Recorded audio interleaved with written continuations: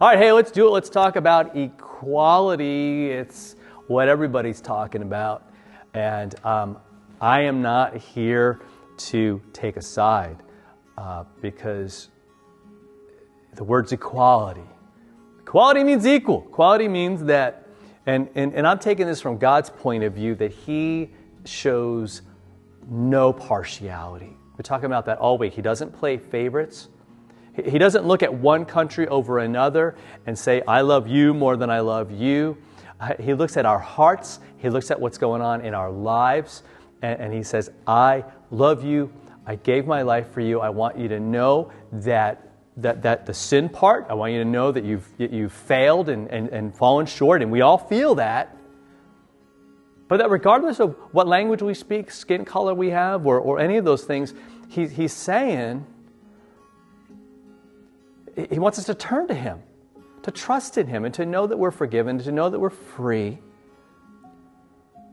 And that when it comes to churches and the people of God, that what unites us is not that we're German or Irish, it's not that we're Polish or we're, Asian or Latino or whatever other ethnicity you want to talk about, or economic area that you kind of find yourself in on the chart. No.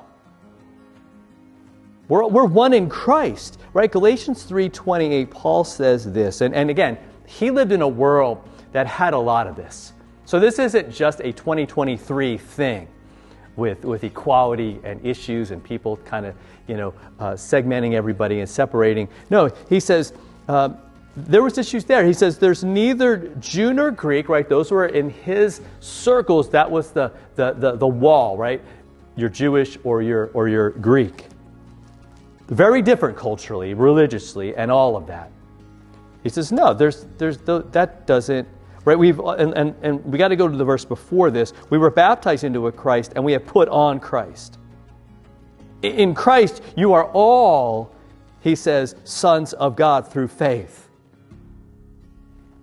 So because of that, we're all clinging to Jesus. We're all saying, I need you. We're all saying, Lord, you died for me, and that's what I need, and that's who I am, and that's what matters in life. So yeah, whether you're Jew or Greek, because that's not a thing in God's thing. Slave or free, because that you can't use that as a way of sort of distinguishing. Even male and female, he goes, you're all one in Christ Jesus. Because each of those distinctions causes problems. Now again, he's not saying there isn't people who are Jewish and people who are Greek. I mean, there's culturally that exists. He's saying, and it's not that there aren't people who were slaves at the time and others who were free people at the time. He's not saying there weren't people who were male or who were female. But he's saying how God looks at it, and actually how we should look at it, is we don't use those as things that kind of give us a little bit of a superiority complex, where I think I'm better because I'm in that other group.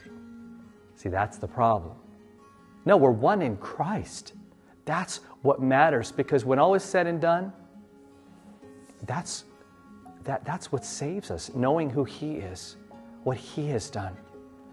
And that's radical in our world that is so into, and has always been into, what's your nationality, how much do you make, where do you live, what do you own, what class are you in, what social strata are you on, in. That's always been the way it works. Now every society's had its little system. But God says, look, I don't need your system. He simply loves us, died for us, rose for us. So what matters is trusting in Him, being one in Him, knowing that that's what we have in common. It's true. Within your ethnic group, outside of your ethnic group, within your culture, outside of your culture, we all have fallen short. We all deserve wrath, but God gives us love and mercy. He gives us Jesus. So focus on that. Hold on to Him trust in Him and what He has done for you, not just today, but every single day. And let's be working to set people free with this truth. We're one in Christ. So we'll talk to you next time for another follow-through.